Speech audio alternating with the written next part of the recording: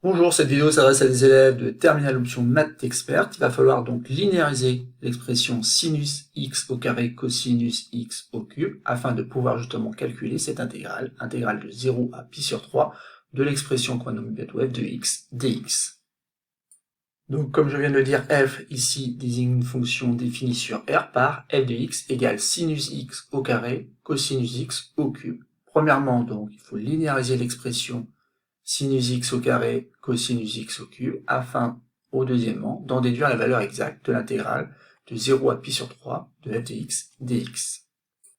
Et maintenant, je vous conseille d'appuyer sur pause et d'attendre un petit peu avant de lire la suite de la vidéo.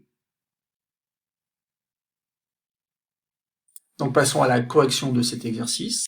Donc ici, pour linéariser, donc j'ai utilisé les formules d'Euler qui me disent que sinus x est tout simplement égal à exponentielle ix moins exponentielle moins ix, le tout sur 2i, bien sûr que j'élève au carré puisque c'est sinus x au carré. Et je vais multiplier donc par exponentielle ix plus exponentielle moins ix sur 2 à la puissance 3, puisque on a cosinus x à la puissance 3. Ensuite, on peut sortir le dénominateur en écrivant que c'est 1 sur 2i au carré, et à l'intérieur ici, donc je vais utiliser l'identité remarquable, qui dit que tout simplement c'est exponentielle ix le tout au carré, moins ce qu'on appelle le double produit, donc en fait exponentielle ix multiplié par exponentielle moins ix, plus exponentielle moins ix au carré. Et donc ici, bien sûr, je viens d'utiliser le fait que a moins b au carré, c'est égal à a au carré moins 2ab plus b carré. J'ai donc une identité remarquable, rien d'extraordinaire. Il va falloir que je trouve donc un moyen de développer cette expression-là. Et là, c'est une expression plutôt de la forme u plus v donc au cube. Et à l'aide du triangle de Pascal, je retrouve donc le développement qui dit tout simplement que c'est u au cube plus 3u au carré multiplié par v plus 3u v carré plus v au cube. Donc c'est ce que je vais faire pour développer donc cette expression-là.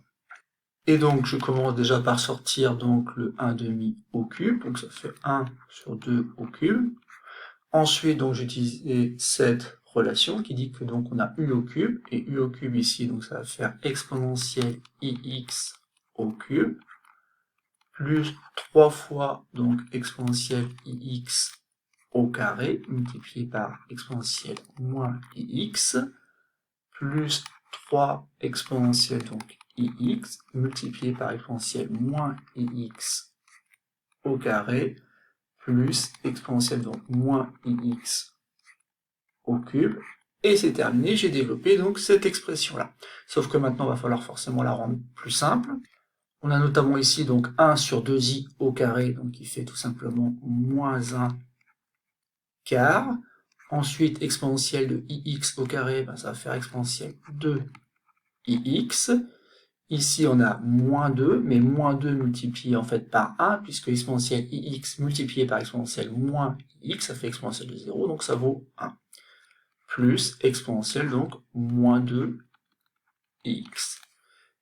Ensuite, il faut multiplier donc ici par 1 huitième.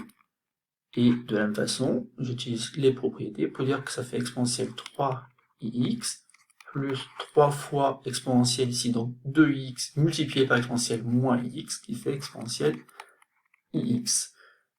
De la même façon, presque ici, on a exponentielle, cette fois-ci, moins ix, et je termine donc avec exponentielle moins 3x. Ça y est, donc il y a un peu de calcul, mais on va y arriver. Donc ici, 1 quart multiplié par 1 huitième, donc ça fait 1 32e, donc ça va faire moins 1 32e. Et ensuite, il va falloir donc développer en prenant son temps. Donc exponentielle de x multiplié par exponentielle 3x, bah, ça va faire exponentielle 5ix, on rajoute les exposants, plus 3 exponentielle 3ix, plus 3 exponentielle ix, plus exponentielle moins ix. Maintenant, je prends le moins 2 et je multiplie par le contenu de ces parenthèses-là. Et j'obtiens donc cette expression-là. Je fais la même chose en multipliant exponentielle moins 2x par le contenu des parenthèses. Et j'obtiens donc cette expression-là, exponentielle ix, plus 3 exponentielle moins ix, plus 3 exponentielle moins 3ix, plus exponentielle moins 5ix. Et donc maintenant, c'est là qu'il faut mettre un peu d'ordre dans l'expression. Donc ici, je peux remarquer déjà que j'ai exponentielle 5ix et exponentielle moins 5ix. Ensuite, donc exponentielle 3x, moi j'en ai 3 ici. Il faut en enlever 2 là, et puis c'est tout. Donc en fait ici, je peux reporter donc ici exponentielle 3x. De la même façon, en fait ici exponentielle moins 3x, ici j'ai 3 fois exponentielle moins 3x, et là j'en avais moins 2. Donc en tout et pour tout, ça me fait plus exponentielle moins 3ix. Et ensuite, donc, j'ai 3 exponentielle ix, plus un quatrième ici, mais il faut en enlever 6, donc ça me fait moins 2. Et donc je reporte moins 2 exponentielle, donc ix. Et de la même façon, je vais obtenir que j'ai un exponentielle moins x ici, avec celui-là ça en fait 4, parce qu'il y en a 3 ici, j'en enlève 6, donc je vais enlever 2 fois exponentielle moins x. D'ailleurs, cette expression-là, maintenant, je vais peut-être pouvoir la réécrire, moins 2 facteur de exponentielle ix plus exponentielle moins ix. Donc je résume, j'ai moins 1 32e, plus cette quantité-là, plus cette quantité-là, moins 2 fois cette quantité-là. Donc ça, c'est pas sans rappeler donc les formules de L'R appliquées donc à 5x, 3x et x. Et donc si je divise par 2 tout le contenu des parenthèses, et moi je vais pouvoir écrire cette expression-là sur 2, cette expression-là sur 2, mais aussi cette expression-là sur 2, à condition bien sûr de multiplier par 2 devant les parenthèses. Et j'obtiens moins 1 16e, j'ouvre les parenthèses, cosinus donc de 5x, j'ai bien reconnu ici cosinus de 5x, plus cosinus de 3x, moins 2 cosinus de x. Et je termine donc en développant tout simplement, donc j'obtiens moins 1 16e cosinus de 5x, moins 1 16e cosinus de 3x, et attention ici, plus 1 8e cosinus de x. Ça y est, ça a été laborieux, il y a eu pas mal de calculs, mais on a aussi à linéariser donc cette expression, et on a obtenu donc cette expression qui s'écrit avec cosinus x, cosinus 3x et cosinus 5x. Donc je reporte ici ce qu'on a obtenu lorsqu'on a linéarisé donc cette expression qui correspond à f de x, et ça doit me permettre à la consigne numéro 2 d'en déduire la valeur exacte de l'intégrale de 0 à pi sur 3 de f de x dx. Pour calculer la valeur de cette intégrale, il va falloir donc déterminer donc une primitive de la fonction f. Donc ici c'est pas très compliqué, il suffit simplement donc de déterminer une primitive des expressions cosinus x, cosinus 3x ou cosinus 5x. Donc commençons par cosinus x. Et sur R, cosinus x admet pour primitive tout simplement donc la fonction sinus x.